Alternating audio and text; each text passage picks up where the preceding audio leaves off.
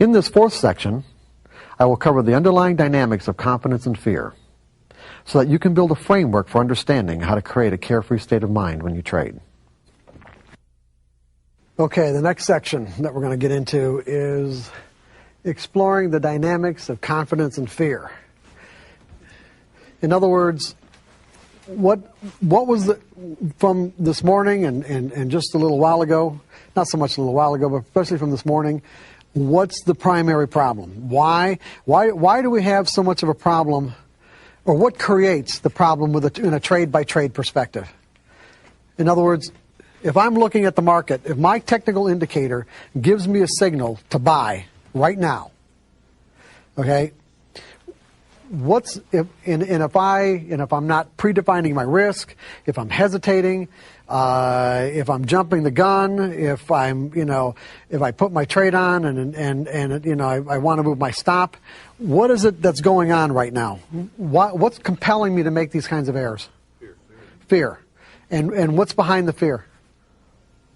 The possible negative mistakes that we've made in the past. Okay, but that's good. Yeah, because you don't want to get tapped into being wrong, losing, missing out, all that pain. But remember, I said what was a universal characteristic of all humanity in terms of how we feel about our expectations being fulfilled? Satisfaction. Well, yeah, no, when they are. But what I'm saying is that it's because I'm expecting this trade to work. Okay, I want you guys got to get this, okay? The reason why I'm having a problem is because I'm expecting this trade to work. This trade. It's not because I'm thinking that I've got a series of trades. Remember the pattern with flipping the coin? The pattern is that if I've got an edge, I'll give you another example. Let's say that I've got a coin that's weighted heavier on the tail side, so that it's going to come up on a percentage basis 65% of the time heads. And I get someone to take the other side of a bet where I get to call the flip every time. What am I going to do? Am I going to try to determine when tails is going to... 35% of the times tails is going to come up. I'm going to call heads every time. That's a pattern, okay? The way it relates here is that I've got a technical methodology that gives me winning trades, let's say 65% of the time. I don't know which of the next 20 trades or 25 trades that come up, I don't know which ones are going to be the winners and which ones are going to be the losers. If I'm going to trade my methodology appropriately, it really obligates me to take every single trade. I can't be picking and choosing my trades based on what I think is going to happen, because hopefully I've already established you don't know. And if you think you know, you're just making it up in your own mind. I'm going to repeat that. If you think you know, you're just making it up. Is everybody all right with what I just said? Yes.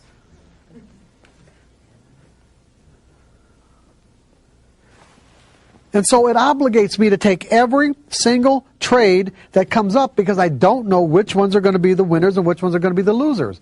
It means that if I'm having problems, it's because I have a certain expectation about this trade, or about this trade, or about this one.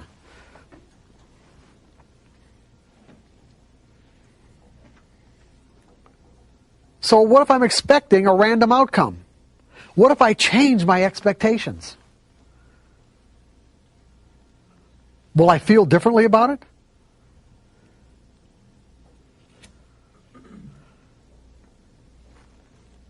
If I change my expectations, will I feel differently about it? Definitely. Is there anybody in this room? Does anybody who trades? I don't think I've ever met anybody who trades who hasn't at least gambled at some point in their lives. Right? What do you expect when you put money into a slot machine and push the button?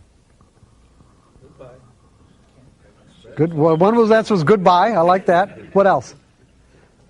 Loud. If anybody's going to say anything. What are you expecting? Really? On this one? Seriously? What do you expect? You know what you're expecting? You're expecting something to happen, right? You're expecting the wheels to turn.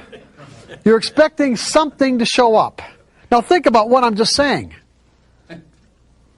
Because you know what? What I just said is exactly what I expect when I put on a trade. I'm expecting something to happen. I don't know what. But over a series of trades, if I do everything right, I'll make money. Because I'm managing my expectations on each one of these trades.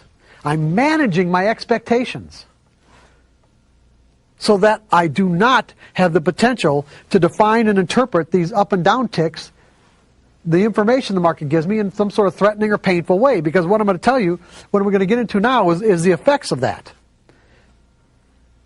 When you put money... What's that? How realistic, then, is that 65% on your methodology? What do you mean, how realistic?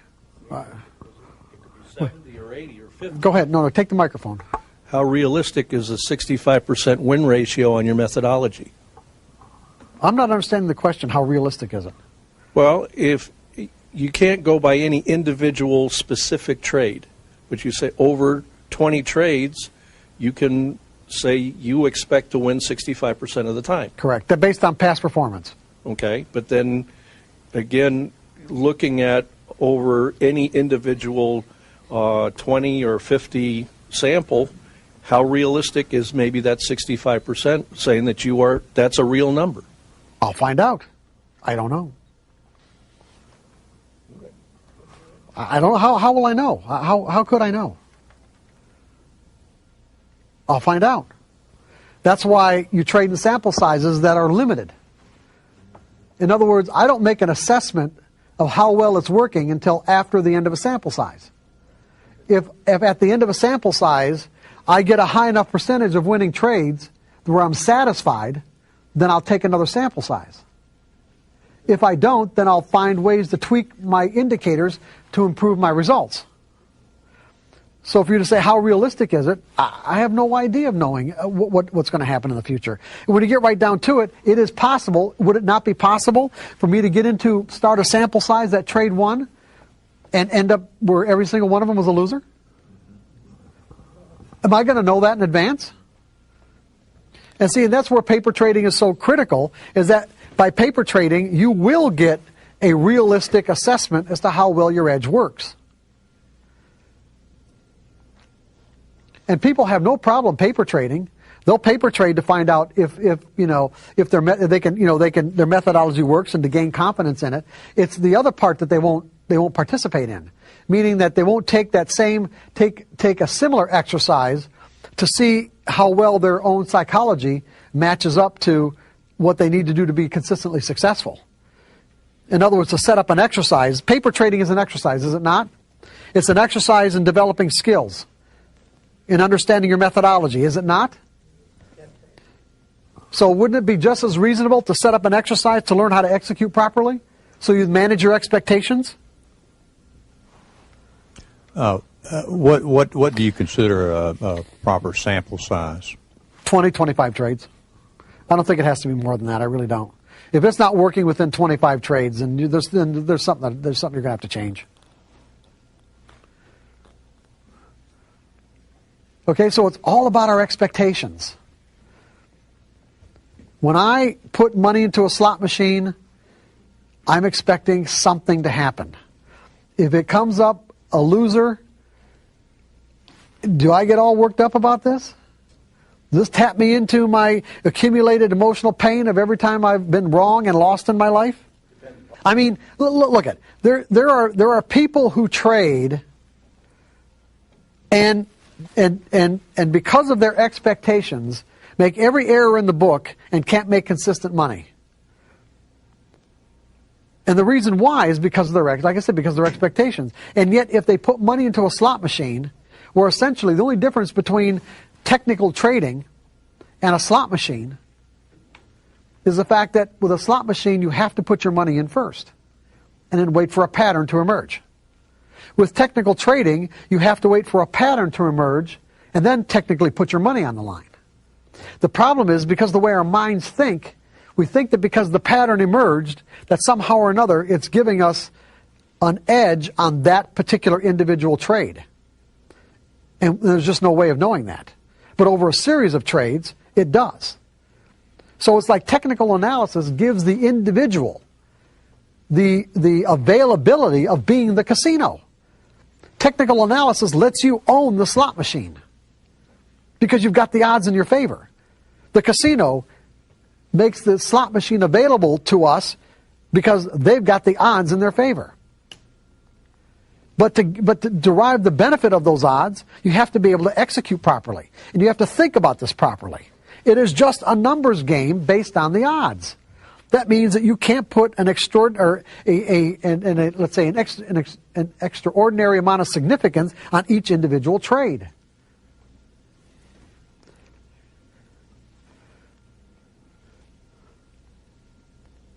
Because if you sat and played a slot machine, you wouldn't think anything of it. If you played a dollar slot machine and you sat down with the idea that, you know what, I got $100 in my pocket, and you didn't win, you might have, let's say 10 times in a row you didn't win, you're still going to push the button. Because eventually you think, eventually I'm going to hit. Eventually I'm going to hit, so it's all right. You see, it's all right. Same thing here. This trade didn't work. Well, eventually I'll get a winner. This trade didn't work. Eventually I'll get a winner. This trade didn't work. Well, eventually I'll get a winner. Well, I don't know about this next one now. And that's almost always the winner.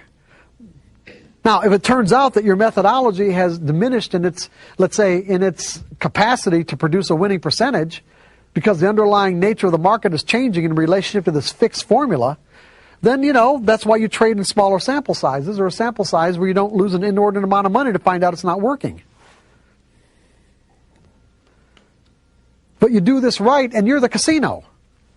Regardless of all the dynamic traders, regardless of all this other stuff I'm talking about, it doesn't matter. None of that stuff's important. As long as you understand how the underlying dynamics relates to the formula, so that you don't put an extraordinary amount of significance on a formula that's just giving you a pattern in collective behavior, not individual behavior. And it's individuals who move the market. So those individuals, there can always be an individual or group of individuals who come into the market that do something that completely negates the outcome of your pattern. And that's all right, because there's no way to know that in advance. It's all right. When you look at it that way, then you won't get all worked up. Then it's just a random outcome, just like a slot machine. It's just a random outcome.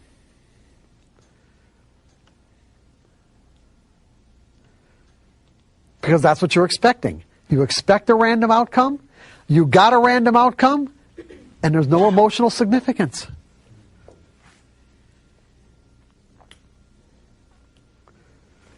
Because here's what happens when you don't look at it this way.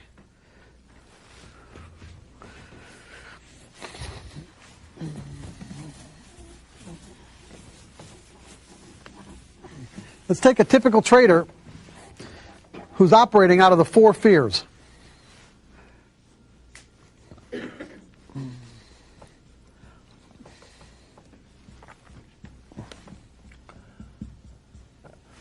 Okay, we got support, we got resistance, we got a nice trading range. The market's coming down to support. Okay? Now, the typical trader operating out of those 4 fears, the fear of being wrong, the fear of losing money, missing out, depending on the intensity of these fears in a given moment, he might have a hard time putting that trade on, right? He's got a viable pattern. All that happened here is that when the market, he had an imbalance in conviction. Remember, all price movements are a result of an imbalance in conviction. The markets came down to this point right here. There wasn't one person in the world, not one, I'm going to say this, not one person in the world, in the whole world, that would take out the bids to offer this market one tick lower than this price right here. Not one. Okay? And then all of a sudden there's an imbalance in conviction where there are more buy orders and sell orders that drives the price up to here. And the same thing happens, drives the price down to here. Same thing happens here, here. Now it's coming back down. Now, from my perspective, I'm looking at it like this. How much room do I have to give the market to tell me that the people who bought here and the people who bought here are going to come back into the market and do it again. Because right now there's an imbalance in conviction on the sell side. That means that enough orders, buy orders, have to come into the market to absorb all the offers, to absorb all those offers, with enough left over to create upside movement. Do I have any way of knowing whether or not they're going to come in? No, I don't. But the odds are in my favor. At least I hope they are. In any case, I'm willing to risk a certain amount of distance from my entry point to find out. That's all it means to me. If they don't come in, it means, you know what, the guys that bought here and bought here, they might be out to lunch. And that happens. I am not kidding you. I know that for a fact. I've experienced it. Because I intimately knew, you know, a lot of the big traders in certain markets that would buy here. And I'm thinking, okay, they're coming back in, and they were out to lunch. Say, hey, where were you guys?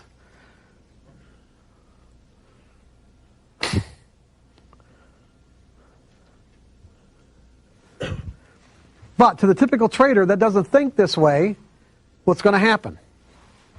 If he manages to get the trade on, it's going to be because he thinks he's right. It's because he thinks he knows what's going to happen next. Right? And he's not going to put in a stop, because to predefine his risk, how much money does he have to, how much room and dollar-wise, how much room, distance, of the dollar value of this distance that he has to give the market to tell him that this trade is either working or it's not. Or that to let it go any further isn't worth finding out. That's all it means to me. But he's not going to think that way. He's going to think, by gathering evidence, that this trade might not work. He might be talking himself out of taking it. And so by the time he actually manages to get this order in the market and buy somewhere in here, he has convinced himself that he's right. Now, remember I said earlier, and I think I just said it once, so you might not have gotten it, that fear has an effect on the way we perceive information. When we're in a state of mind of fear, we are perceiving information in a threatening way. In other words, we're having an expectation of pain. And remember I said that to experience emotional pain, there's two kinds of pain: physical pain and emotional pain. Emotional pain requires an interpretation. The up and down ticks that the market offers us are not inherently pleasurable or painful by their nature. There is such a thing as painful information. I mean, painful from the environment's perspective. If someone's hurling insults at you, their intent is to cause you emotional pain. But that doesn't mean you're going to experience the emotional pain unless you interpret it that way. If they're hurling insults at you in a foreign language that you don't have the slightest idea about what they're saying, it may look to you like they're saying something that isn't so nice, but then again, you don't know what the words are, and so what do you feel? Nothing. The interpretations come from our beliefs. The interpretations come from our mental framework. In other words, the pain's already inside of us. All the words are doing is tapping us into it. Once we learn how to manage our interpretations, we can manage the way that we feel. We can actually determine how we feel in our own state of mind. So this trader, he's operating out of a fear of being wrong. So, like I said, he convinces himself that he's right. That's the way he gets the trade on. So let's say the market...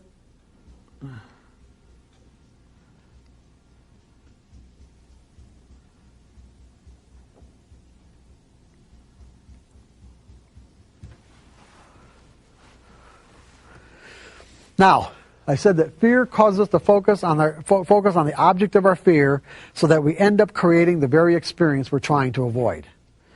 This trader is trying to avoid being wrong.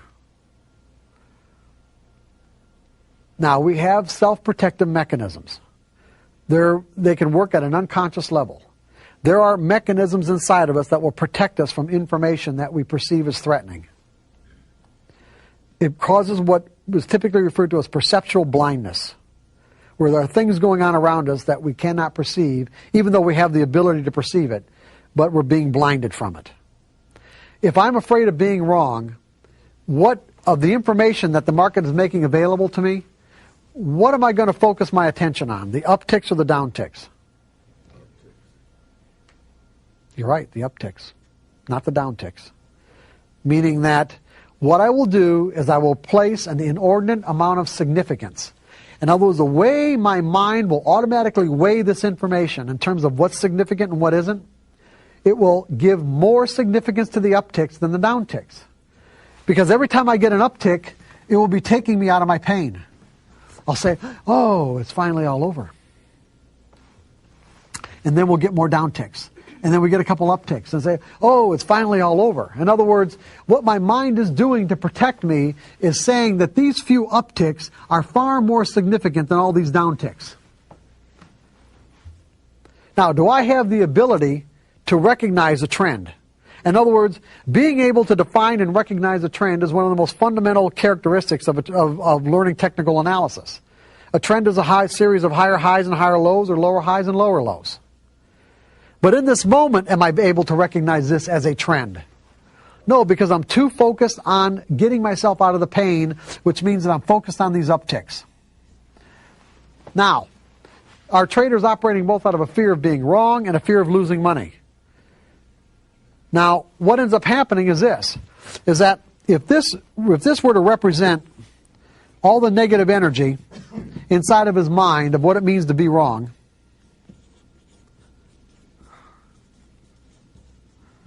there's also negative energy inside of his mind about what it means to lose. And as the market moves further and further against his position, his belief about losing will start to gain more and more significance and start to rise to the forefront of his consciousness and make itself known, make its presence known, until finally he gets to a point where he cannot stand losing one more dollar. And that one more dollar, in essence, is when the pain of losing one more dollar is 1 degree greater than the pain of admitting that he's wrong. In other words, when this pain is greater than that pain by 1 degree, he'll get out of the trade. That's when he'll admit that it's a losing trade and get out. You guys with me on this?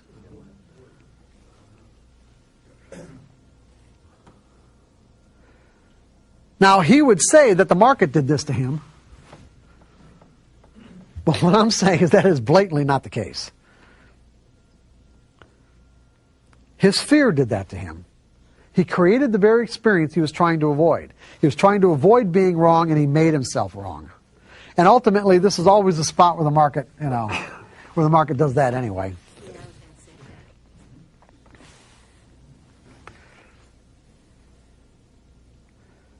You guys with me on this? Okay, now this trader gets out of this trade right here. He looks back at this chart pattern and why didn't I just go short? Why didn't I just go short?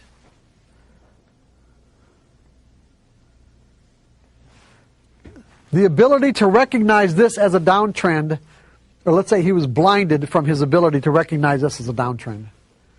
The distinction existed inside of his mind. In other words, he can actually make the distinction of what a downtrend is. But in that moment, while he was in that trade, he was blinded to his own distinctions.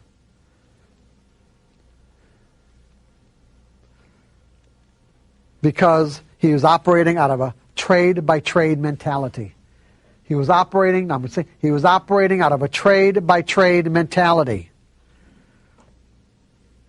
This trade took on the significance of life or death, just like any other trade that he puts on does. And to be a consistently successful trader, it ain't going to happen if you think that way. The pros don't think that way.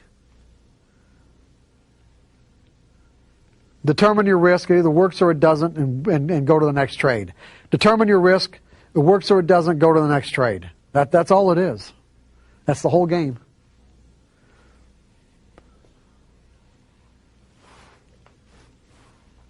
Now, let's say that this doesn't happen, but this happens. Let's say instead of it going against him, that the market does this. Now what ticks do you think he's going to be focused on, the up or the down ticks? The market's doing exactly what he wants, by the way. Now the market is doing exactly what he wants.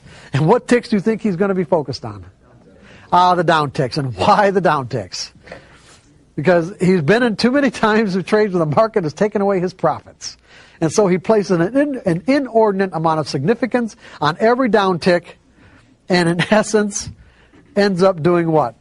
Leaving money on the table. So what he does is, let's say he gets out right here, so he cuts his profit shorts and lets his losses run.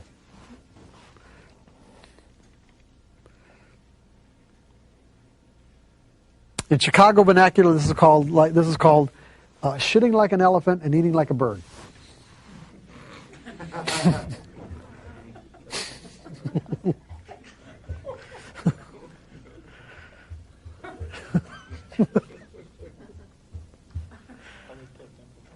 What's that?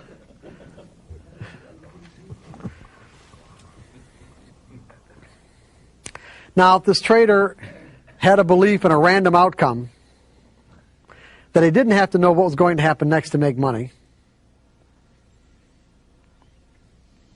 would he have these problems? What would he be expecting if he had a belief in a random outcome? That there was just a random distribution between wins and losses on any given set of variables that defined his edge. If he believed that, if he believed that it only took one trader somewhere in the world to negate the positive outcome of his edge, if he believed that no matter what reason he thinks he has for putting on that trade, that the reason why it works or it doesn't work will almost never correlate to the actual reason that he conjured up, if he believed all these things, how would he be handling this? Come on, how would he be handling it? Tell me. Well, he would have a plan, or in my words, I like to use the word strategy. Okay. When he got into the trade, he's going to say that, okay, when it reaches this level right here, I'm going to get out. If it goes down to this level down here, I'm going to get out. Now, he may have ended up leaving some money on the table, but at least he's going to be in that percentage that he had already predetermined that's going to create him to be a winning percentage of trades. Would he have be saddled with the same emotional problems that he had if he was operating out of a fear of being wrong or losing money? No, because he didn't have any emotion in the trade. It's saying, hey, it's following my predetermined plan that I have in place. Right. And it either works or it doesn't, right? That's right. Because I trade from a series of trades perspective. I don't know what each individual trade is going to do.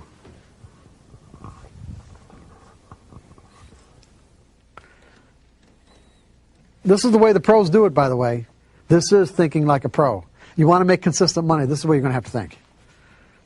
Otherwise, you already know what the problems are.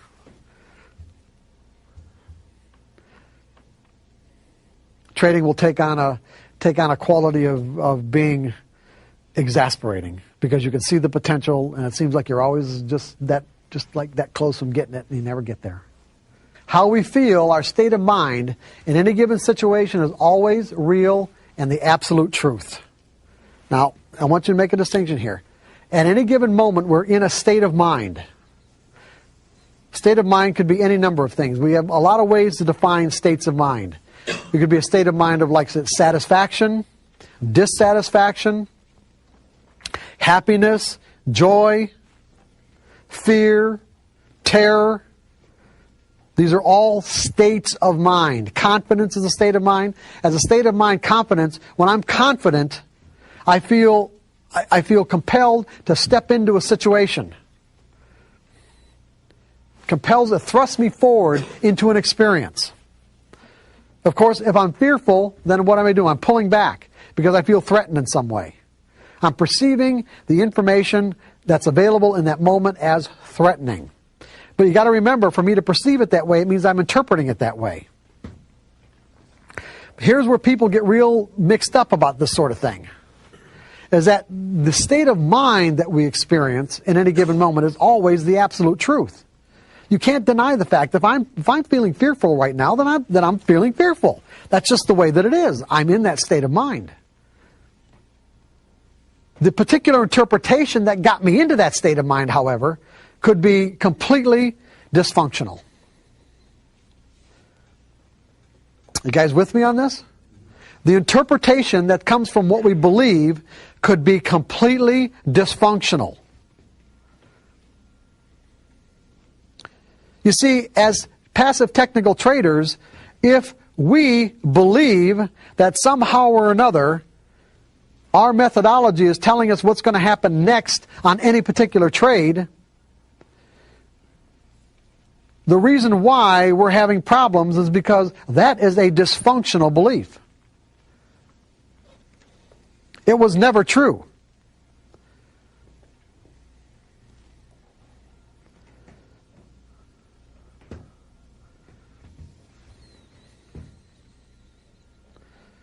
Now, the states of mind that result from that belief are real. So, for an example, if I put on a trade and it turns out to be a winner, I think that I'm right. And as a result, I feel great.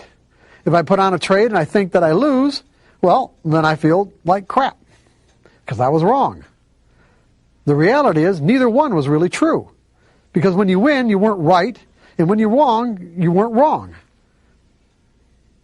Because whatever reason you had to put on the trade in the first place, again, had almost no correlation to what actually happened with the market. In other words, why the market did what it did. You just happened to put on a trade at that time that worked.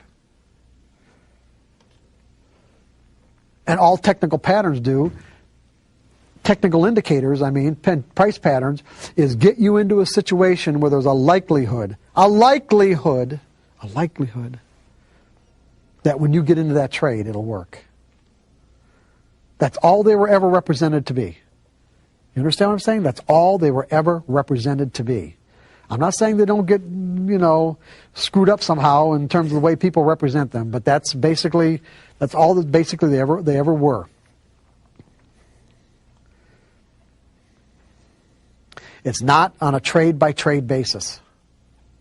Now we're going to get into the last part of it. We're heading down to the home stretch, guys. Heading down to the home stretch. Are we all right up to this point? As far as anybody have any questions about fear and confidence and the relationships that we're talking about? That what we're talking about is the fact that we've got to, if we want to think like a pro so that we can experience the kind of results that the pros get, which are consistent, it means that we have to change our perspective from trade by trade to series of trades. Does anybody have any questions about that and why that's essential? So if you know that, why do we have to go to a series of trades perspective? Why?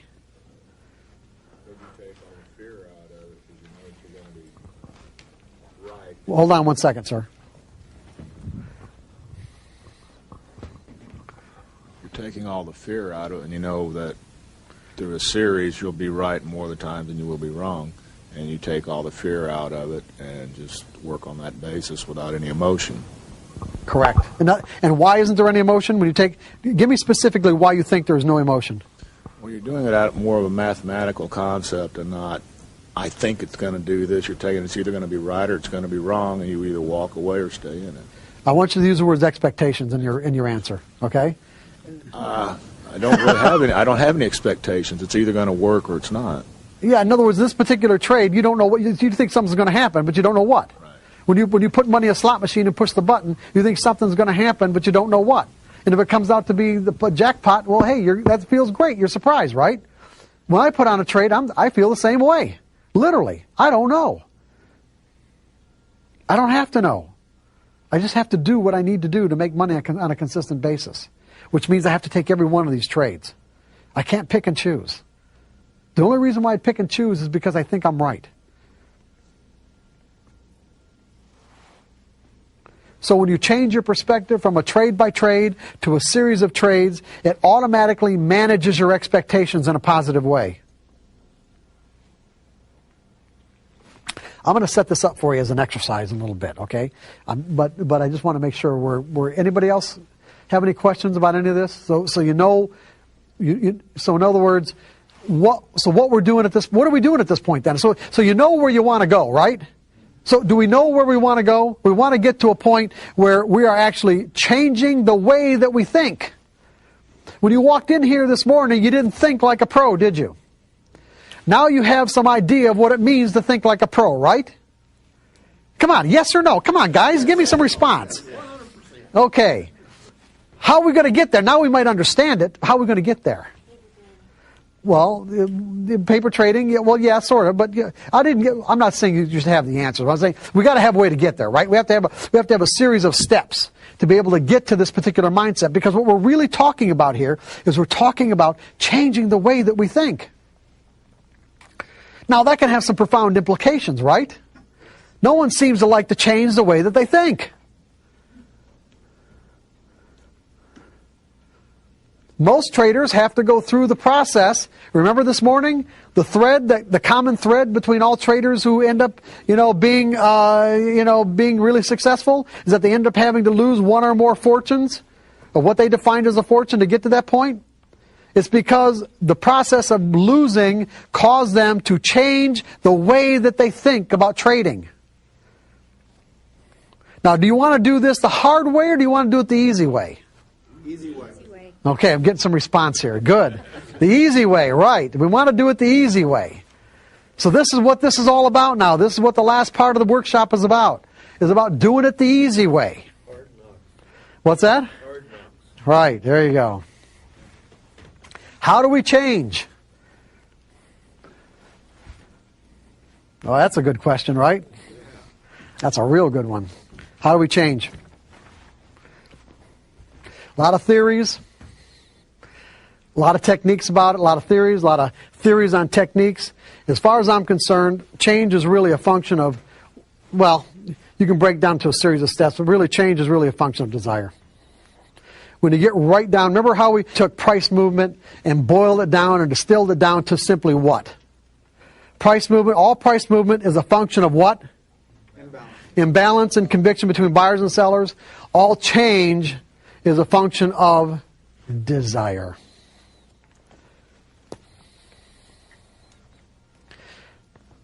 If the desire is there, you'll find a way to facilitate the change. And it really doesn't matter what the technique is. Honest to God, it really doesn't.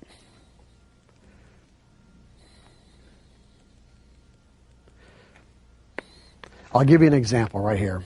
Probably one of the most extreme examples I could come up with. You can, by the way, what I'm going to read you right now, I got off of Yahoo. And you can go Google this kid and find out more about him yourself, okay? But as I read this to you, keep in mind how this kid accomplished this. Because the scientists that investigate this, they don't know. They can't figure it out. To me, it's easy. The kid's desire was so intense that he managed to find a way. This is Lincoln, Nebraska. Bryce Mellon is a whiz at video games such as Mortal Kombat. Is anybody familiar with Mortal Kombat? I'm not into video games, so well, not those video games anyway. Mortal Kombat, okay? Got some people. Is this a tough game? Yeah? It's challenging. Challenging, okay.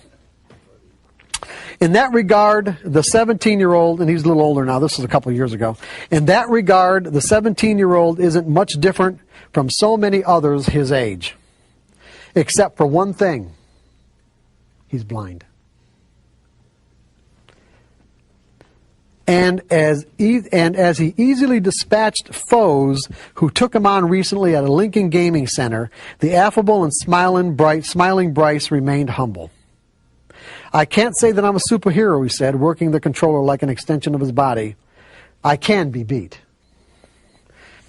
Those bold enough to challenge him weren't so lucky. One by one, while playing Soul Calibur 2, which is another game, their video characters were decapitated, eviscerated, and without mercy by Bryce's on-screen alter ego. I'm getting bored, Bryce said in jest as he won game after game. Blind since birth, when his optic nerve didn't connect because of Leiber's disease, Bryce honed his video skills over the years through patient and not so patient playing, memorizing key joystick operations and moves in certain games while asking lots of questions, paying particular attention to audio cues. He worked his way up from games such as Space Invaders and Asteroids into modern combat games. I guess I don't know how I do it, really, Bryce said as he continued playing while facing away from the screen. Facing away from the screen. It's beyond me. I'm just quoting him. Bryce knows this much. He started playing at home when he was about 7. He enjoyed trying to play, but he wasn't very good at first, said his father Larry, but he just kept trying. He broke a lot of controllers. When the questions of broken controllers comes up, Bryce flashes a smile and just shrugs. I used to have quite a temper, he said. Me and controllers didn't get along very well. Now we get along just fine. While playing Soul Calibur 2, Bryce worked his way through the introductory screens with ease, knowing exactly what to click to start the game he wanted. He rarely asked for help. Once the game started, he didn't need any help. How do I move an exasperated opponent, Ryan O'Banion asked, while doing battle, which his character was frozen in place. You can't, Bryce answered before finishing him off. That's what happens. That's why I don't play him, O'Banion said after his blood-spattered character's corpse vanishes from the screen. How Bryce became so good is a mystery to his father. He just sat there and he tried until he got it right, Larry Mellon said. He can't ever complain to me or anyone else about how hard it was. Bryce hangs out any chance he gets at the Dog Tags Gaming Center in Lincoln, opened last month. Every now and then, someone will come in and think that he can beat the blind kid. That attitude doesn't faze Brian. I'll challenge them maybe if I feel like a challenge, he said, displaying an infectious confidence. I freak people out by playing facing backwards. There's nothing he likes better than playing video games. He will be a senior in high school next year after graduation. He plans a year off because he wants a break from school. And when he goes to college, he wants to study what else? Video game design. This is just an extreme example, but I think a really good one, that all change is a function of desire. If you want it bad enough, you'll find a way to do it. If you want to be able to think in probabilities because you want to be consistently successful, you will find a way to do it.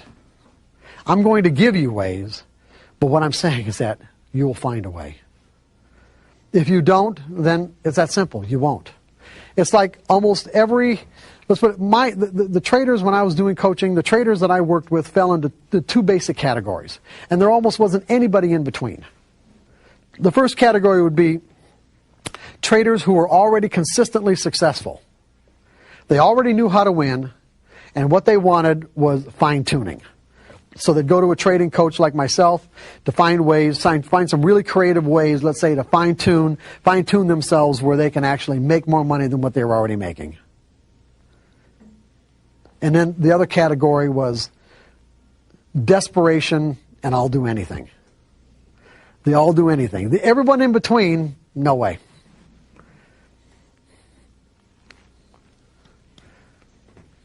And even the all do anything wasn't always sincere. Sometimes it was just lip service.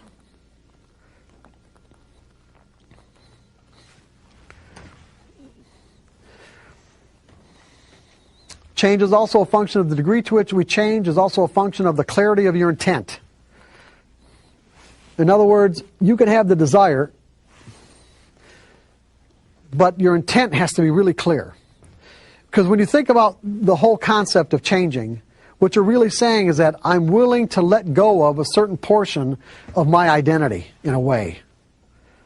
Of some part of myself that, I obviously operated out of for X number of years or months or whatever, maybe put a lot of energy into, and you got to be willing to let that go. Is it even possible to change a belief? How about it? Is it possible to change a belief? Yes. I mean, it happens all the time, does it not? Yes. Is there anybody in the room who did not grow up? This is just a simple example, a simple illustration. Is there anybody in the room who did not grow up with a belief in Santa Claus? Is it most everybody did? Just an example. If you believed at some point in your life in Santa Claus, where's that belief now? What happened to it? What happened to that portion of your identity? Because if we were all children, if we were all 4 and 5 years old, and someone knocked on that door and said Santa Claus is out in the lobby, we'd probably be jumping over each other to get there, right? And it was that belief, the energy inside of that belief would compel us to express ourselves in a particular way, a way that was consistent with the belief. If I believed in Santa Claus and someone said and gave me information and said Santa Claus is in the lobby, I'm going to be jumping over these tables to get there. as a 4-year-old. Now, as an adult, someone knocked on the door and said Santa Claus is in the lobby. I'm sure I'd just ignore him. Where did my belief in Santa Claus go? What happened to it?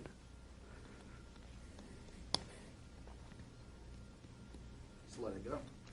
Yeah, I don't know the underlying. I mean, really, I can't say that I know the underlying dynamics of how that energy got transformed. But I can say it doesn't exist inside of my mental environment any longer in a way that would compel me to express myself like I did believe in Santa Claus. In other words, there's no more energy there. I can remember when I did believe it. I can say to myself, yeah, there's something, or maybe even something there even now, but not enough for me to go running out into the lobby. You can say before you walked in here that you might have had a real strong belief that whatever you used to determine your edge gave you that edge on a trade-by-trade basis. In other words, I wouldn't be putting on this trade if I didn't think I was right. Now you can say to yourself, are you willing to let that go? The only way you're going to be willing to let it go, to even generate the desire to let it go, is if you're really clear about your intent. Hopefully I've given you enough insight to be really clear about your intent as to why you might want to let this go. Because it's just going to create frustration. If you like trading on a random basis, then great. Then stay on a trade-by-trade basis. And trade randomly, because it is fun. You'll win, you'll have winning streaks, but I can assure you without a shadow of a doubt that you trade randomly and you are setting yourself up for catastrophic losses. Because anything you do could result in a win, and most of the things people end up doing are just the kind of things that set themselves up for a catastrophic loss. Because you are reinforcing inappropriate behaviors. On a trade, when you trade randomly on a trade-by-trade basis, you are reinforcing inappropriate behaviors. Those inappropriate behaviors, namely, are not predefining your risk is the biggest one. You get into a trade, you don't predefine your risk, and you win. You're going to do it again. You're going to do it again until you get hit with a huge loss.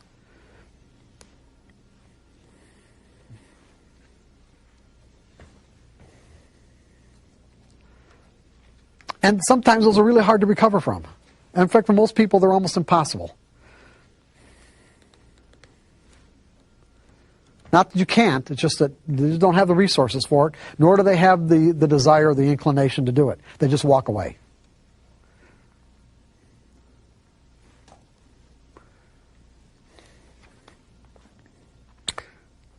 Are you relatively clear about why you would want to do this? Why you'd want to go from a trade-by-trade to a series of trades perspective?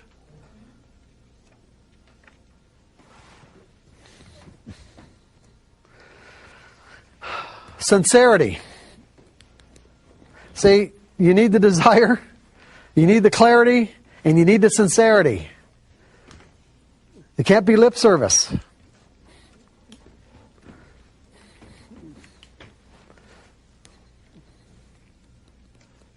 It has to be real. It has to be authentic.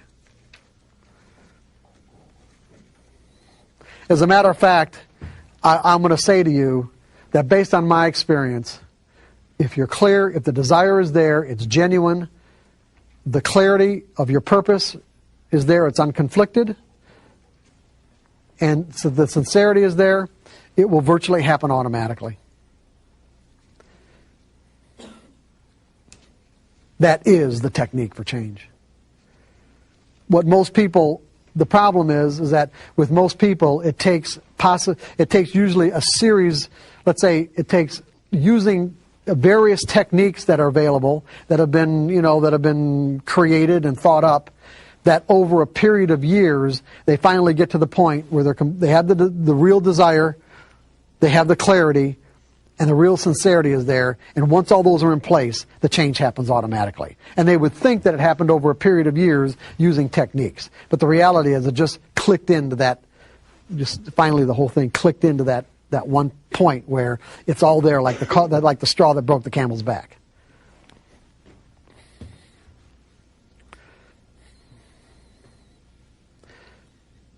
I mean, a good example would be about what I'm talking about in terms of how clear you have to be in some cases, because some of the energy that you want to move out in terms of a conflicting or dysfunctional belief, it could be really strong energy.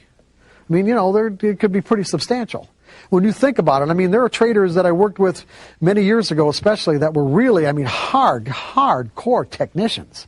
I mean, these are really hardcore guys that just, I'm not even going to mention the techniques they use, but, it's like, well, I'll get, like Elliott wave casualties. I mean, there were guys that were just, there was a time in the late 80s and early 90s where a lot of my off-the-floor traders were what I call Elliott wave casualties. And, because these are guys who just, who love to analyze. And, when they start understanding the difference between analysis and execution and also the underlying dynamics of the market, it's like they had to get to a point where the realization that they'd spent 10 years or 8 years and thousands or tens of thousands of dollars on analysis and workshops and seminars when none of it was, or very little of it was really necessary. I mean, they had to reconcile all that stuff, and that wasn't an easy thing to do. That wasn't an easy thing to let go of. It wasn't an easy thing to say, okay, it was all right. I know what I need to know now, and,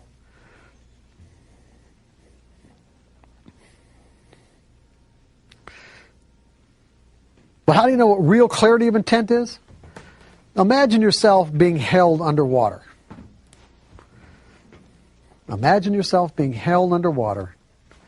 And as your air starts to run out, second by second, it gets to the point where you believe that if you don't get a breath of air right now, you're going to drown. That is a point at which every fiber of your mental being is aligned 100% with your desire for that next breath of air. There's no conflict. There's no hesitation. There isn't anything that argues inside of you for anything else other than that next breath of air.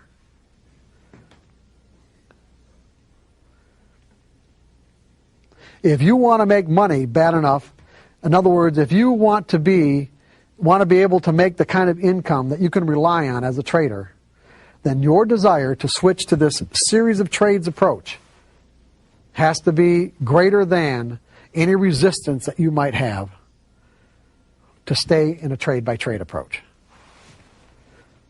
Does this make sense? Absolutely. It does.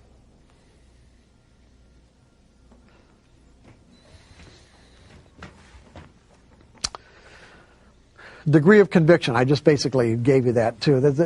How much energy is behind your desire. Energy moves prices in the market. I mean, what moves prices? An imbalance in conviction. What does conviction imply? Conviction implies energy. Energy. I am not going to bid a price up to a next highest level unless I think I know what the hell I'm doing and that I can make the market go further, or someone else is going to come in and help me out.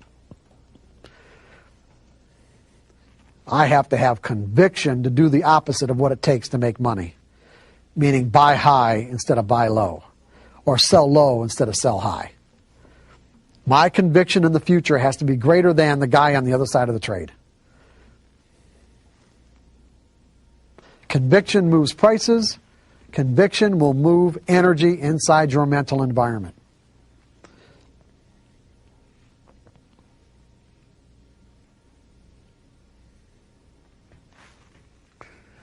Focused thought will move energy out of dysfunctional beliefs. And that's basically what we're talking about. We're talking about clarity of intent, desire. That is focused thought.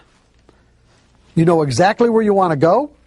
You want to get to the point where you believe that there's a random distribution between wins and losses, that anything can happen, that you don't need to know what's going to happen next to make money. And that's the big one. I don't need to know what's going to happen next to make money. If you understand the benefits of installing those beliefs inside your mental environment as a core component of your trading personality, then you will find a way to do it. I'm going to give you away, but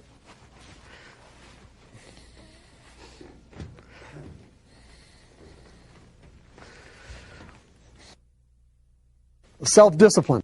Self-discipline I define as simply making a conscious commitment to pay attention to what you are thinking, saying, or doing in relationship to what you're trying to accomplish in any given moment.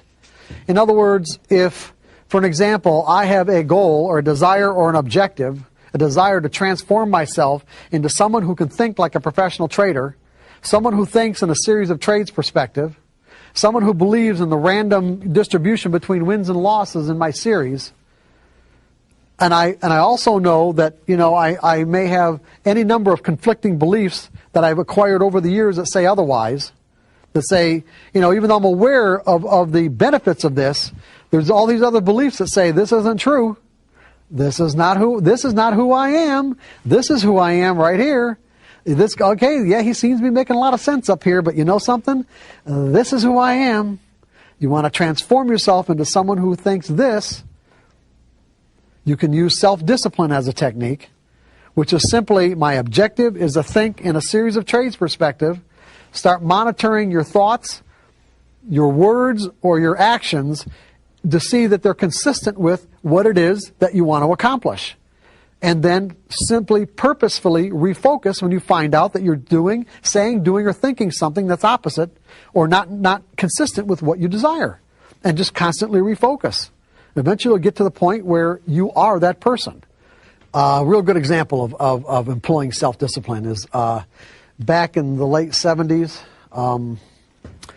I decided I wanted to become a runner. And I can't tell you why, because I don't remember the reason why. I just got it in my brain that I wanted to do it. Now back when I was a kid, in high school and college, I was very active, played a lot of sports. But from that point on, my lifestyle was such that I ended up becoming somewhat of a slug. And I say a slug, just, I watched a lot of, my primary vocation other than working was watching TV. And so when I decided that, I wanted to become a runner, what did I do? I went out and ran. And I found out that I couldn't. I say I couldn't, I literally couldn't. I was shocked and astounded as to how out of shape I was. I couldn't even run 2 blocks. And so, I went out the next day and only could run 2 blocks again. I thought, oh my God. And then I didn't run again for probably 6 months. And so when I ran again, I at least had enough desire to compel me to run more than a couple of days.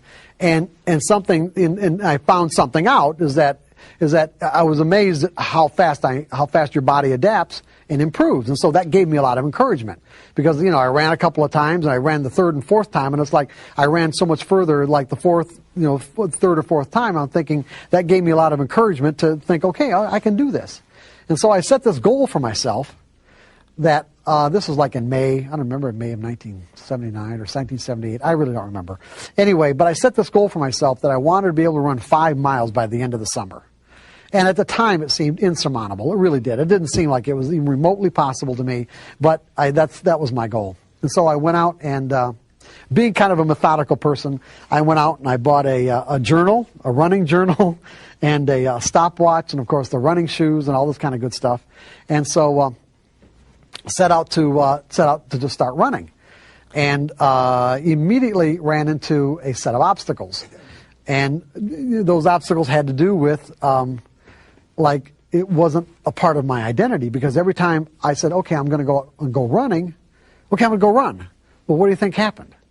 All these conflicting and competing thoughts flooded my brain like, okay, it's too hot, it's too cold, I ran 3 or 4 days ago, nobody I know, none of my friends are doing this, it might rain, and the biggest one, of course, was, I'll go after this program.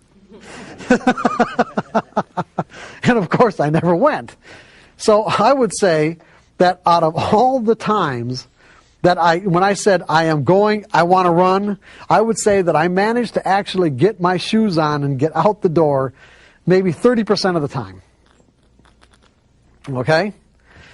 But that 30% of the time, I was improving, okay? And I was actually getting further and further and getting encouraged. But I realized as I could run further and further, like I was up to a mile maybe, or a mile and a quarter or something, because I marked it all off in terms of like every half mile kind of thing of the course that I did. So I realized that I was getting so enthused over the fact that I was even getting that far that I thought I needed a mechanism to get to 5 miles because I thought I'd quit. What I mean I thought I'd quit is that if I got to 2 miles, that was so far beyond what I thought I could ever do anyway, that what would compel me to go to 5? And so I don't know why I thought that way, but that's what I did. I really did. So I established what I called the 5-mile rule. And the 5-mile rule was, if I managed to get through all my conflicting and competing thoughts, and if I managed to get through those and actually get my shoes on and get outside and take one step forward, that I had to always run at least one step further than I did the time before. And I knew what that was because I kept the journal. I knew exactly where I stopped. So my rule was I always had to go, I could go more than one step, but it had to be at least one step. And what I found, and this was really interesting, because what I found is that there was a threshold. There was a certain threshold point at which all the conflicting and competing thoughts went away. And it was like I became a runner. It was like I didn't have to force myself to go out and run anymore. I actually felt compelled to run. And in a sense, what I did was create a new sense of identity. Like some people might call it a habit or whatever. I just call it a new sense of identity. I actually established a belief that said,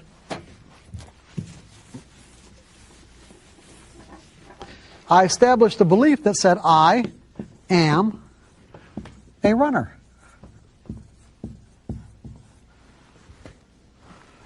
That's who I am. You see, it's like it was people, and then my friends and family, they all thought that I was really disciplined. Because that's what I say about, most people think discipline is a personality characteristic. I don't define it that way at all. I define it as simply a technique for change. Because when we see somebody doing something that we can't do, that we'd like to do, but we have a problem with it, we just naturally think that they have the same kind of problems and that they're being disciplined in doing it. And that's not the case at all. If you're doing something effortlessly, it's because it's who you are. There was a threshold point, like I said, where all the conflicting energy just completely dissipated. And instead of me having to consciously say to myself, oh, I'm going to go out and run, I actually felt compelled to run. Then I got to the 5 miles, and then I got to the point where I was running so much that I actually had to establish a corollary belief to learn how to listen to my body, because there were days where my body was basically saying, hey, this is not a good day to run, and give yourself a rest. And that had to be all right. But for a while it wasn't, because when you start injuring yourself, then you know you're overdoing it. So I actually had to establish a belief that it was all right not to run. So it went from conflicting and competing thoughts to, this is who I am. And now it's effortless. Completely effortless. There's no conflict at all. That's what you're going to have to learn, or that's what you're going to learn how to do with your trading. You're going to learn how to put on a sample size of trades where it becomes completely effortless, where there's no conflicting or competing thoughts about what it is that you're doing and why you're doing it. It wouldn't even occur to you to make the kind of mistakes that you typically make now. That's what you want to do. You want to get to the point where it doesn't even occur to you. It doesn't even enter your brain.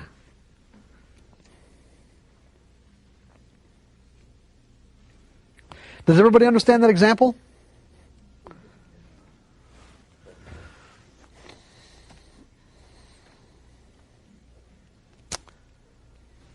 And like I said, when you realize that you're not appropriately focused on your objective, meaning you notice that you're either thinking, saying, or doing something that's inconsistent with what you're trying to accomplish, you deliberately refocus your attention on the object of your goal.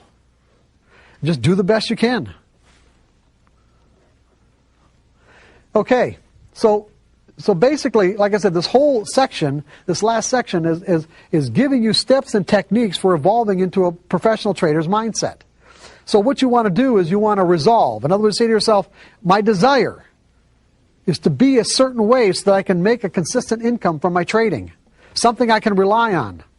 So I resolve to stop analyzing or trying to figure out if the current opportunity put on a trade is going to work. Resolve to stop doing that. And when you find yourself doing it, consciously refocus your thoughts that analyzing is not beneficial in any way.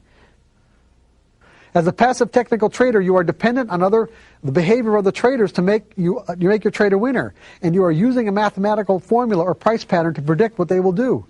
Math formulas or price patterns don't know the intentions, objectives, or reasons why the individual traders who are capable of moving prices behave the way they do. As a result, you will almost never know the real reason why any particular trade worked or not. There's nothing to analyze. There's just nothing to analyze. Nothing. There was back when I was in commercial casualty sales, there was a sales course that I bought by Zig Ziglar. Everybody know who Zig Ziglar is? Okay. And there was a part of this sales course where Zig Ziglar is talking about the exact right moment to ask a closing question to close a sale. And he said he's trying to get people to understand when that right moment is. And when you know where you're at that right moment, Zig Ziglar paused and there was silence.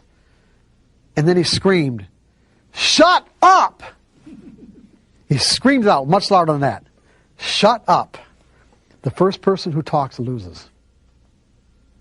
In other words, when you ask that closing question as a salesman, shut up and don't say a word, because if he said the first one who talks loses, and that was the truth. That worked. I found when I felt compelled to talk before he did, I didn't get the sale. And when I was able to keep my mouth shut and let them talk first, I did. What I'm saying to you is that when you get a signal from your methodology, stop thinking. There's nothing to think about. There's nothing to think about.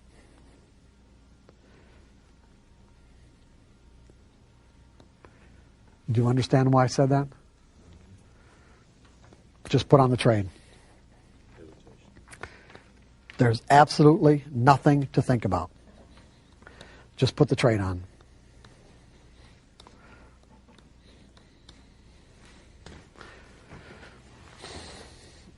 So you resolve to stop analyzing, okay? I resolve. I'm not going to analyze anymore. When I get a signal, I'm going to stop thinking. Resolve to learn the skill of trading without fear. In other words, manage your expectations by discarding the trade-by-trade approach in favor of a series of trades approach, which is what we've been talking about for probably the last half an hour. The pitfalls of a trade-by-trade perspective. Anything you do for any reason could result in a winning trade. The problem is many of the things that you could do that results in a winning trade could reinforce trading behaviors that could lead to a catastrophic loss. Losing streaks can easily cause one's attitude to deteriorate into a negative spiral when you trade in a trade-by-trade perspective. From a trade-by-trade perspective, you are making a choice to pick what you think is an edge out of all the other possible trades you could have picked. In essence, you are saying, I am picking this trade because I think it's going to work. When you trade in a trade-by-trade perspective, you can't help but think you know what's going to happen next because you are picking trades that you think are going to work. And therefore, your expectations automatically will not be in line with the realities of the market from its perspective. And therefore will have the potential to define and interpret market information in a threatening way, therefore causing your perception of that information to be all out of whack, and you're going to end up creating the very things you want to avoid, which is lose and make money, or lose and be wrong. You guys with me on this? Yes. The reality is, at a rational level, you don't know if any trade is going to work because you never know for sure who's participating and what their intent is. You're guessing. See, you know what traders is? An educated guess. This is what we do as traders. Edge. Got an edge. You-cated. Guess. That means probabilities. You're making an educated guess. You've got the probabilities in your favor. That's all we're doing here.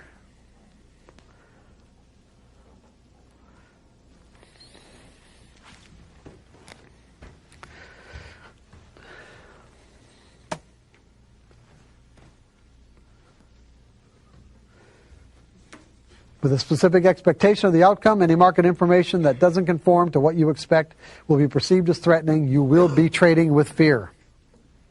If you win, you think you're right, and if you lose, you think you're wrong. In either case, you'll be setting yourself up to make a trading error on the next trade. Just think about what I just said. Regardless of what happens, if you're right or if you're wrong, in either case, you're setting yourself up to make a trading error on the next trade. Because our minds have the natural tendency to connect the past with the present. If the trade was a winner, in other words, if you're trading in a trade-by-trade perspective, and you think you were right because you won, in other words, whatever reason you use, the market seemed to validate that reason. We know now that that just is not the case. If the trade was a winner, we're susceptible to, on the next trade, not predefining the risk. Well, the last one was a winner. I knew for that reason. I knew what was happening. Therefore, the risk doesn't exist. Not letting ourselves get stopped out of a loser. Jumping the gun because you're anticipating the signal. Over trading our position size. Not booking any profits because you think it's going to go on forever.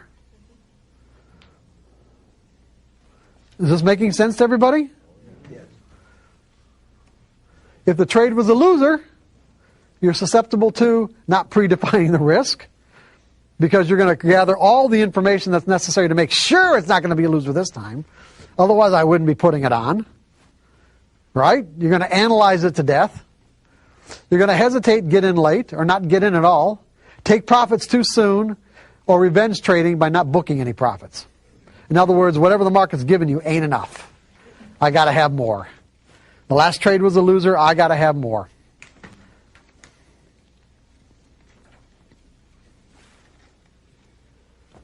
The benefits of a series of trades perspective. You know exactly what behaviors serve your purpose and what behaviors do not. You cannot trade in a series of trades perspective with a trading plan and not know exactly what behaviors will serve your purpose and what behaviors will not. Because everything's planned out. You're either following your plan or you're not. But the point is, everything is planned. You are not picking individual trades, therefore, no one trade has any more or any less significance than the other. The next trade, this trade, they're all just trades. None of them have any more or any less significance. You will gain a sense of freedom to flow in and out of your trades without conflict because you are not living or dying on the outcome of any particular trade. By reducing the number of variables, you will be learning what works and what doesn't. By truly accepting that the outcome of this trade could be different than whatever happened the last time, you are positively managing your expectations. Now think about what I just said. By truly accepting. What does it mean to truly accept? It means that there's no other part of your identity or consciousness that is in conflict with accepting the fact, genuinely accepting the fact, that this trade could have a different outcome than the last one. If the last trade was a winner, it means that this trade could have a different outcome. It could be a loser. If the last trade was a loser, it means that this trade could have a different outcome. It could be a winner. You see, our minds don't feel like there's anything wrong with you by thinking in the previous way, because our minds are wired to think that way. Our minds are literally wired to connect the two. That's why it's so difficult for many people to break through into this ability to think in probabilities and to break into this threshold of consistency. Is because we're working in some cases against natural wiring. It is natural for our minds to say, if this is what happened the last time, if the circumstances are identical or similar this time, then the same thing is going to happen. What I'm saying to you is that you have to step into an exercise where you consciously disconnect the two. In other words, your whole purpose is to disconnect this now moment from what happened the last time. Because there is no connection. The reality is there's no connection. That's the truth. You just can't let your mind think that there is a connection.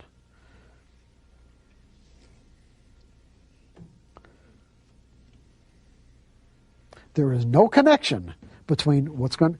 between the outcome of this now moment opportunity with what happened the last time, even though the variables that are getting you into this trade or identifying this opportunity are identical. That creates quite a paradox for our brains, okay? That's why people can understand the nature of probabilities. They can understand them, but they can't function from that perspective. You have to train your mind to function from that perspective. That's what separates everyone from the pros. Okay? You have to train your mind to disconnect. Don't let yourself think that there's any connection between now and what happened the last time. Because the reality is there is none. There really isn't. I don't care how identical it looks.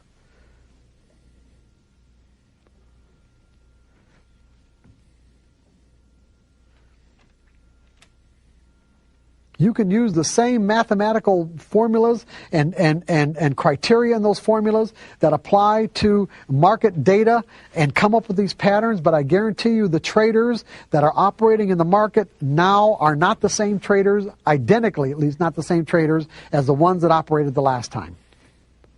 Therefore, there's no possible way that there could be a connection between now and then.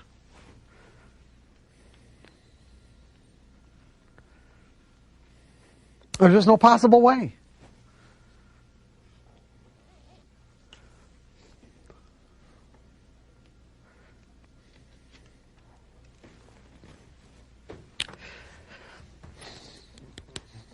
When you disconnect, when you make that disconnection, okay, you won't perceive market information as threatening.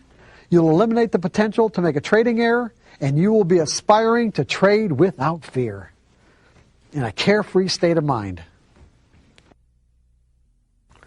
Now that you understand that your technical methodology does not tell you what will happen next on a trade-by-trade basis, in this section, I will take you through a step-by-step process that will integrate the principles of consistency as a functional part of your trading personality.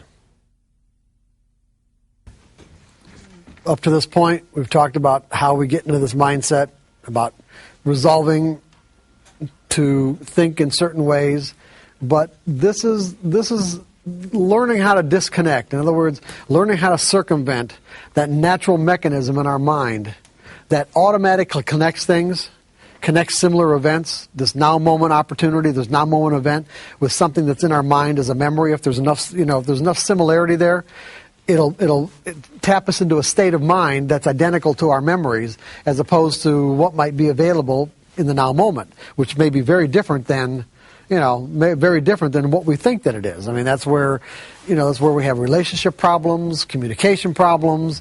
It's like this connect mechanism really does cause us a lot of problems. It really does, because in many cases, a lot of the pain and heartache that we feel in our lives is not connected at all with what's really happening in that moment, but you wouldn't be able to convince ourselves, or no one would be able to convince us, or wouldn't be able to convince ourselves that what we weren't experiencing in that moment wasn't real, because what we were experiencing was the energy.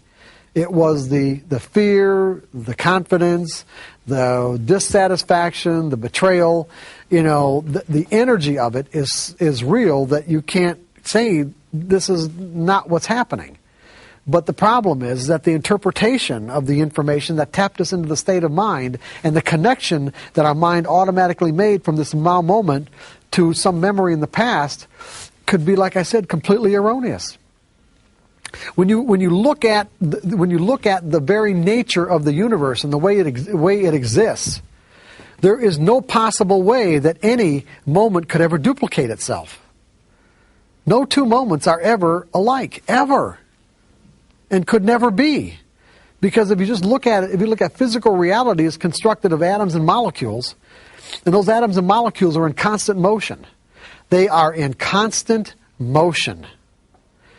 For two moments to ever duplicate themselves, it means that all the atoms of all the molecules would have to be in the exact same spot they were in some previous moment right now. And that ain't going to happen. So when you really get right down to it, every moment is really unique. Every moment in the environment is really unique. But our minds don't process information that way. Every moment in the market is genuinely and truly unique, but our minds don't process it that way. We have to train our minds to process it that way if we want to make ourselves the casino. If we want to put ourselves in the situation where we are the casino, then we got to get our minds to process information in a different way. Richard had a comment that I thought was really good. We tend to associate with a winning trade or a losing trade. That when we do suffer a loss, we tend to think of ourselves as a loser, instead of that is just a trade that turned out a loss. Right. And when we do get a winning trade, we think, well, I'm a winner. So you get caught up in the emotion of it instead of looking at it, that was a bad trade, this was a good trade. It has nothing to do with whether or not you're a winner or a loser. Richard, have you ever played the slots? No. Never? Well, yes. Why couldn't you say? Yes, Go ahead. not anymore because I No, understand. I didn't say, no. Did I say, have you ever played Yes. the slots? Yes, sir. Okay. When the tumblers didn't come up with any kind of a jackpot, did you think of yourself as a loser? No, Why? because I know that the slot machine is rigged against me. Well, okay, but did you think there's any possibility of ever winning? Absolutely, because I did get some, In but other words- eventually ended up with an empty pocket. But in other words, you walked into it with the belief that on any particular time that you push the button that there was a random outcome. Correct. You knew that, right? And so therefore you didn't think of yourself as a loser. Correct. Not. Have you ever thought of yourself as a loser when you had a losing trade? Yes, And what would be the reason? because I lost. No, because you The didn't trade. because you didn't believe that there was a random outcome, right? If someone told you from the very beginning that whatever outcomes that you experienced from any methodology that you picked to define an edge were random, would you be thinking about this completely differently? It makes a big difference. Absolutely. So in other words, you wouldn't have the same emotional problems that you might have with the kind of errors and everything else that goes along with trading with fear if someone would have just said to you, you know what, there's a random outcome. That would Even help. though it's a pattern and it doesn't make sense and it creates a paradox for our minds, we got a pattern that produces a random outcome. If you believe that there was a random outcome, where would the emotions come from? They would go. They would certainly diminish, if not. Well, they go wouldn't away. be. I don't think they'd be anywhere at all, They would go they? away. Yes. No, I'm saying if you just right from the very start, what would you Right. have to associate with? If it's a random outcome, then you know that you're not wrong, right? Correct. So there wouldn't be anything to associate the outcome with any kind of interpretation that could end up causing you to feel some sort of emotional pain. You're right. All we're trying to do is get to that place now, even though you've had all this backlog of experience telling you otherwise. That's where we want to get to. How are we going to get there? We're going to create an exercise. Remember the 5-mile rule? Okay, we're going to do the 5-mile rule in a trading exercise. Why are we going to do the exercise? Remember, we have to have clarity of intent. What is our desire? Our desire is to become a consistently successful trader, one where I can generate an income I can rely on. Okay? And so we are going to actually trade for a new reason. We're going to stay focused in the process of trading as opposed to the outcome. The typical trader is obsessed with the outcome of a trade. The professional trader is focused in the process of trading and letting the outcomes take care of themselves.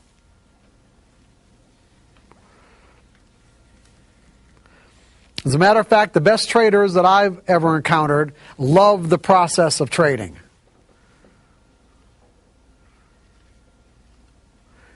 The typical trader, on the other hand, either has no awareness of the actual process of trading or really doesn't like the process of trading, but they're addicted to or obsessed with the outcome.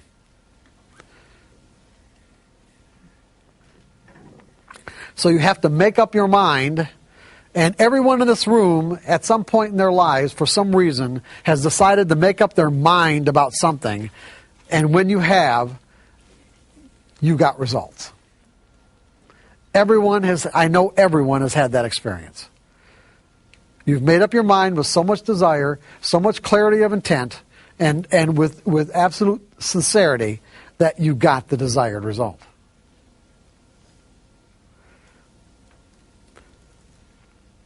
So I'm saying that if you make up your mind to trade for a new reason, the reason is the acquisition of skills as opposed to the outcome or how much money you're making, you will acquire those skills, and then you'll find that the outcomes just take care of themselves. If you've paper traded or tested your methodology to the point where you have confidence that you have something that can generate consistent results, then you can do this exercise. If you haven't, then you're going to have to do that first. You're going to have to plan your trades. In other words, you're going to have to take your methodology and determine a given set of rigid variables, because what we're going to do is set up a trading exercise with just a simple 25 trade or 20 trade sample size. In other words, what you're going to say is that I am willing to invest in the development of these skills, the skill of learning to trade without fear, learning to think in probabilities, because when you learn to think in probabilities, the fear will go away. And so what I essentially have to do is convince myself. I have to purposefully step into an experience where I am convinced, where I literally convince myself that these principles are true. Now, they sound true to you. They might resonate as the truth, but you have to keep in mind that you might have a backlog of any number of experiences that would support beliefs that would argue otherwise. Because I could say to you that if I set up or you set up an exercise where you said, okay, I've got a particular set of variables that when they appear in the market, that is my edge, and that my edge will produce, let's say, even 60% winning trades, and you don't even have to have 60%. You can have 50% and still make consistent money, as long as what you have to risk to find out if it works is, a third or a half of what you normally get when the trade does work in terms of profits. But if we set this exercise up so that there's no wiggle room, there is no wiggle room. What I mean by wiggle room is that the variables, the criteria that you use are absolutely rigid, black and white. They're either present or they are not. That's the only decision you have to make. In other words, if you do it in terms of lights, whatever lights you're going to use, whatever time frame, the lights you're going to use in whatever time frame, they are either on or they're not. And if they're on, you are obligated to take the trade. And what you're going to say to yourself is that in this, whatever criteria or plan that you set up is, I am not going to take just the next trade. I am going to take the next 20 trades.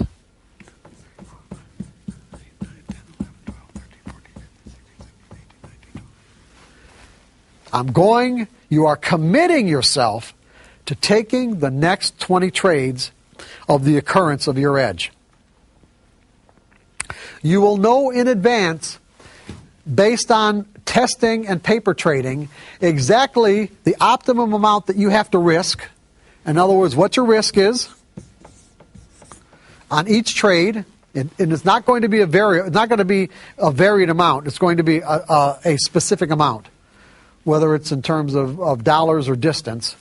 It will be a specific amount so that you know exactly how much each trade is going to potentially could cost you. And it should really be set up as a rigid profit potential too. In other words, I don't want you making subjective decisions as to about how far you're going to let the market go in your favor. So if you can get a set of variables, well, let's say you even 2 to 1 or even 1.5 to 1, 1.5 to 1, meaning that if I have to risk 1 point of something, even if it's, let's say, in stocks, if I have to risk $1 to make that my particular set of variables, my entry variables, will get me into a trade where if I risk $1, I'll get $2 60% of the time or 50% of the time. Then that's what you do. You do 2 to 1. There are trading methodologies that can be even the opposite. You can even go 2 to 1 here. Meaning you can risk 2 to get 1, but in these cases, the trade has to be 80 or 90% correct. You can do it any percentages you want as long as it is fixed. There is no wiggle room. There is no subjective decision making whatsoever. Am I really clear about this? There is no subjective decision making whatsoever. Go ahead. The big things in expectancy or in trading with risk-reward ratio is you don't know which trade is going to be the winning trade. Correct. And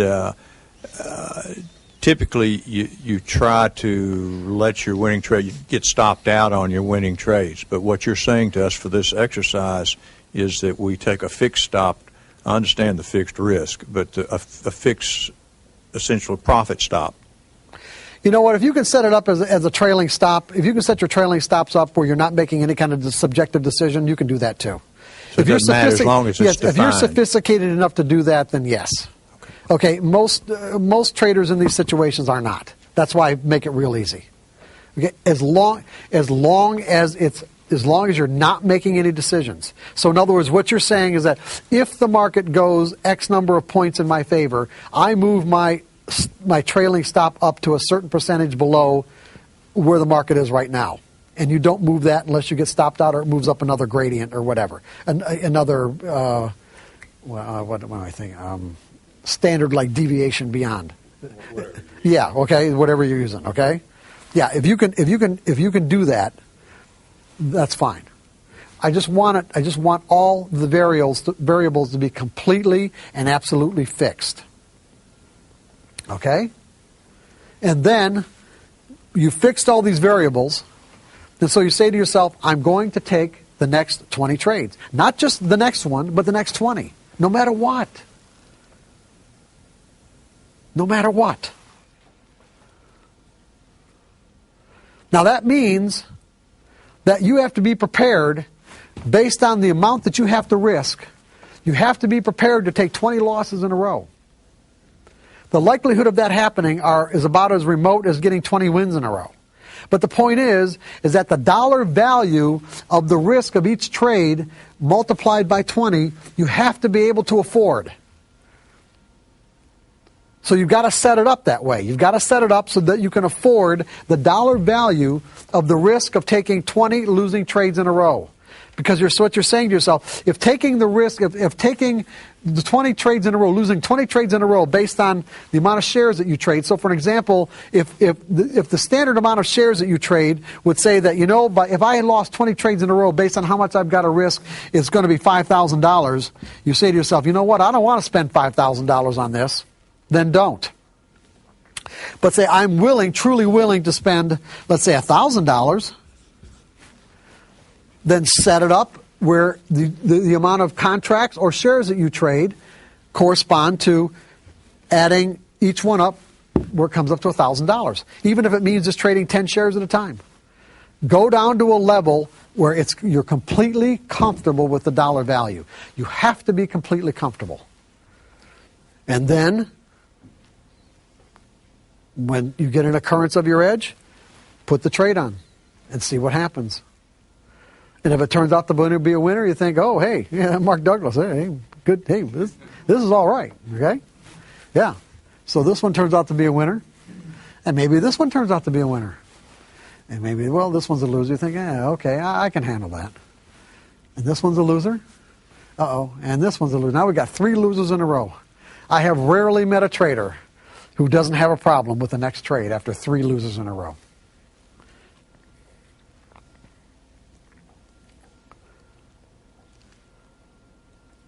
You made the commitment to take every single trade. When the next one comes up and your mind is screaming, no, it's a loser. Remember how our minds are wired to think? Our minds are wired to think that way, but that is not the truth. The truth is, your methodology, the mathematical formula, does not know what the outcome of that trade is going to be. And neither do you. You got to take it anyway. And see, And when these occurrences, when you purposefully put yourself into a situation where you're confronting these conflicting beliefs, because that's what's rearing its head. This is any different than me saying, I want to go run, and then well, after that program, or it's too cold, it's too hot, it's raining, whatever. It's the exact same thing. You put the trade on anyway, and it turns out to be a winner, you are convincing yourself that you don't know what's going to happen next. Because you created an experience that directly contradicts what you thought was true. You actually created an experience that directly contradicts what you thought was true. And the more of these you run into, and the more times you do it, all of a sudden, you're not thinking the old way anymore. You are truly and genuinely learning how to think in probabilities. You are integrating thinking in probabilities as a core part of your trading personality. You may understand the nature of probabilities, but now you're being able to function from a probabilistic perspective. Because what you're going to do is you're going to do this exercise until you can do it flawlessly. You are going to do this exercise, and you do the first one, and if you don't execute your trades completely flawlessly, then do it again. Now, at the end of a sample size, if you don't like the outcome, if you don't like the results, meaning the amount of money that you made, or even lost for that matter, because that's possible, you don't like the bottom line, you can tweak your variables. You just can't do it in the middle of a sample size. If you want to change your variables at the end of a sample size, you're free to do it. You cannot do it in the middle of one. Cannot. Absolutely cannot.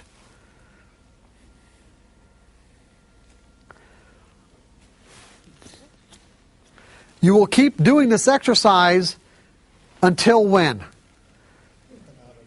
What? What? Until you're consistent. Well, yes, but there's something else I want to get. Until when? How do you know you've arrived? How do you know you've actually arrived, that you've changed? That you can freely and easily put in the trade. That's right. You can there's no conflicting energy anymore. It doesn't occur to you to not do it. It doesn't even enter your brain. You don't even get the thought. You get a signal, you put on the trade. You get a signal, you put on the trade. It's like then it's who you are. You guys with me on this?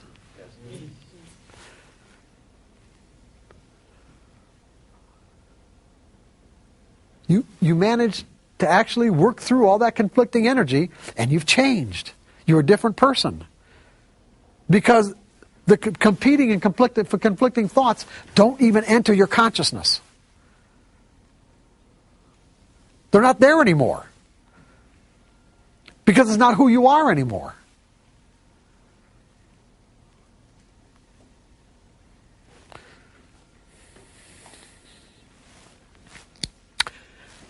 Any questions about this? Is this making sense to everybody?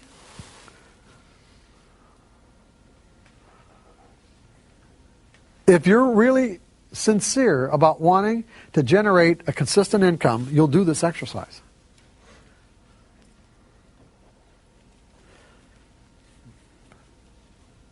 And if you're not, you won't. And you might not be ready to, and that's all right. Whenever you're ready, you'll do it.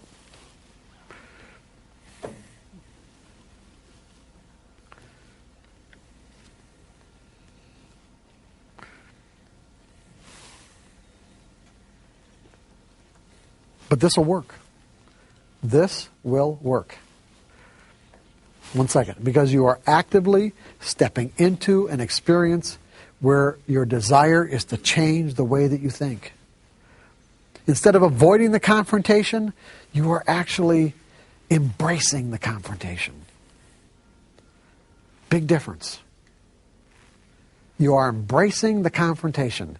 Because the more that you embrace it, the faster it dissipates.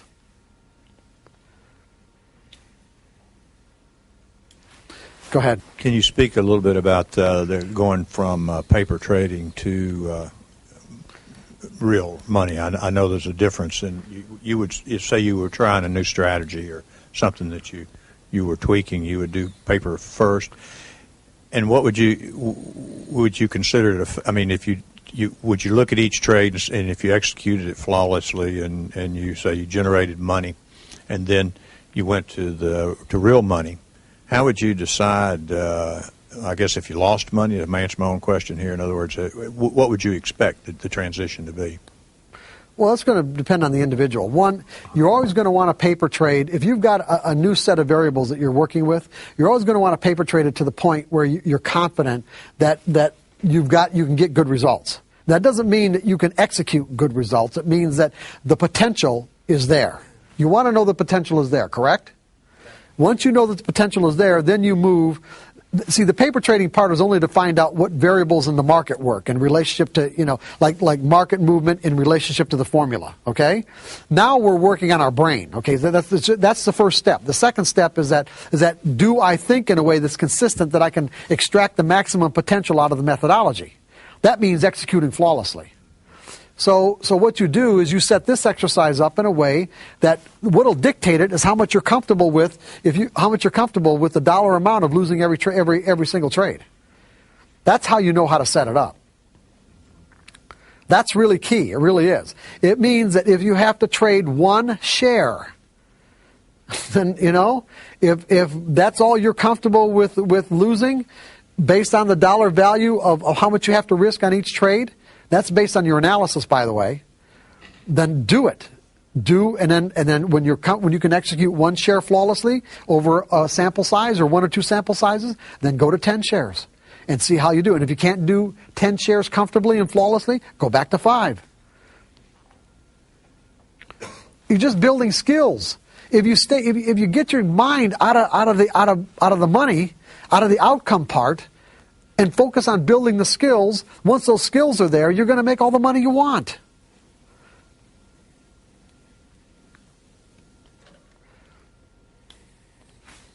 That makes sense, doesn't it? Do this exercise and you won't believe how things will change. Until you actually change, and it'll be amazing. Do the exercise. So does anybody else have any questions about how to set this exercise up? How long are you going to do the exercise? If you set it up and do it, how long are you going to do it? What's the criteria? 20 trades. I understand. How many 20 trade sample size or 25 trade sample size exercises are you going to do? That's right. Till there's no conflicting and competing thoughts. Until you can do it flawlessly. Until you can do it. Until it's like just a part of who you are. It wouldn't occur to you not to do anything other than what your rules say. It just wouldn't even occur to you. It doesn't even enter your brain.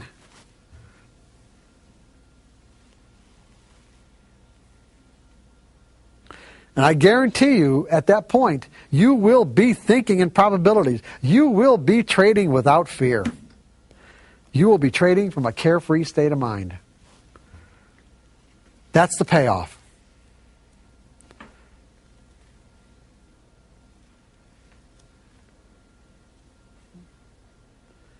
You'll be thinking like a pro.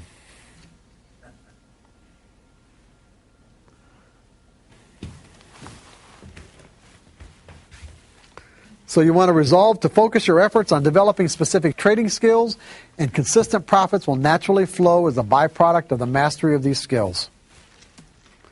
The most successful traders love the process of trading, whereas a typical trader usually ignores the process because he's obsessively focused on the outcome.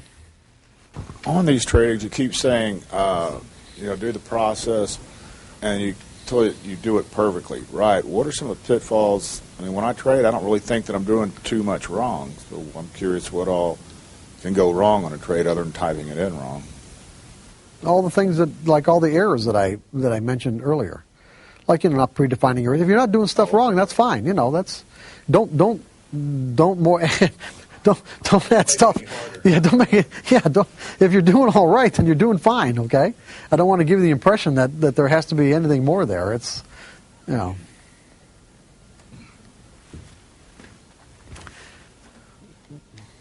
Okay, resolve to commit the 5 fundamental truths about the nature of trading as core beliefs of your trading personality. Those 5 fundamental truths are anything can happen.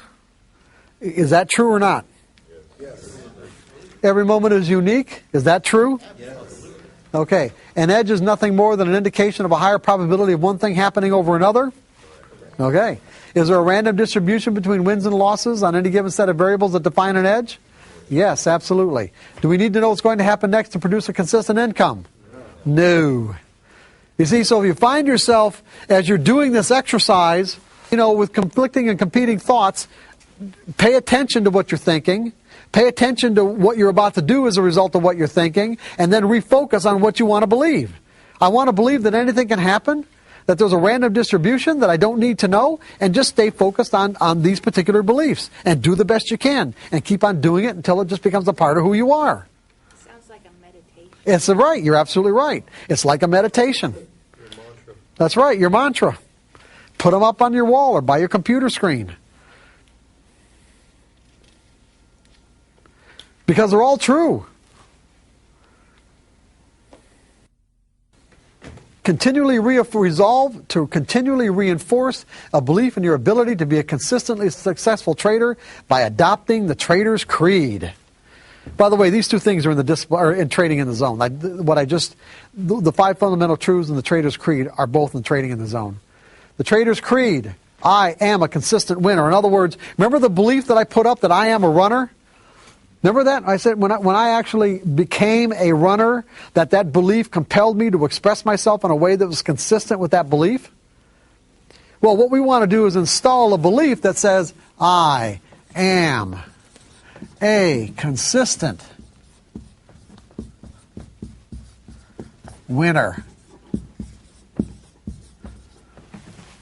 And the subset beliefs that you have to make this true will automatically compel you to act or behave in a way that's consistent with that belief. Why are you a consistent winner? Because I objectively identify my edges. Objectively, meaning no rationalizations, justifications, or building cases. I know what criteria defines my edge, and it's either present or it's not. I predefine the risk of every trade. Wouldn't even think about getting into a trade without doing that. Now, that doesn't mean, because who brought that up earlier? No, he's not here right now.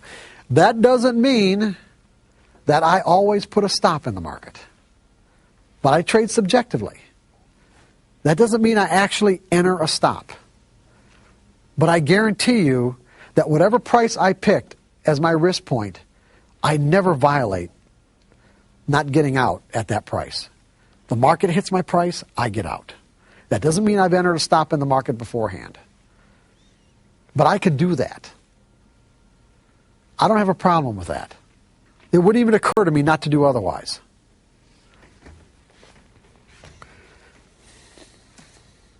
I'm a consistent winner because I completely accept the risk, or I'm willing to scale back or let go of the edge. Meaning I'm completely free of conflict about the amount of money I'm willing to spend to find out if this trade is going to work. If you're not completely sure, or let's say completely without conflict about the amount of money that it could take to find out if this trade is going to work, then scale back to a level that you're comfortable. But the important thing is participate. Even if you have to scale back again to, like I said, 1 share, at least you're participating at a level where you've got some money at risk. I act on my edges without reservation or hesitation. I am a consistent winner because I act on my edges without reservation or hesitation. I'm a consistent winner because I continually monitor my susceptibility to making trading errors.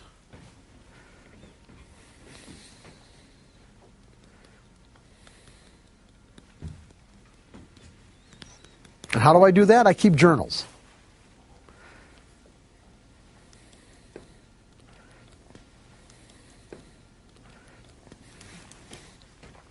I pay myself as the market makes money available to me. I subscribe to a philosophy of scaling out of positions. I like to divide my position up into fractions and scale out in quarters or thirds.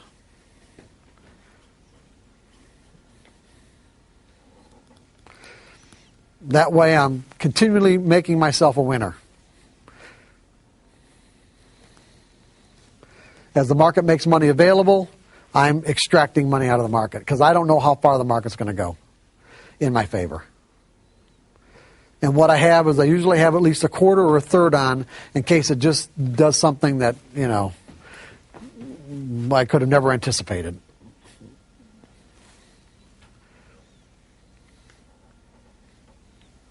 And by the time I've got just the last third on or last quarter on anyway, and I've got a trailing stop or at least a place in my mind where I get out if it retraces back to my not far beyond my entry point anyway from that point on.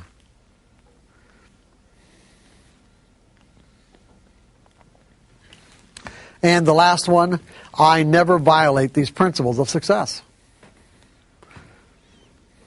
Well, what do you think, guys? Any questions? Get them now. Go ahead. Do you ever scale in? No, I know a lot of traders who do. I just don't. That's it. I'm not saying that just because I don't doesn't mean that I don't think it's fine. I just don't have a particular methodology where I scale in. That's all. I get in all at once.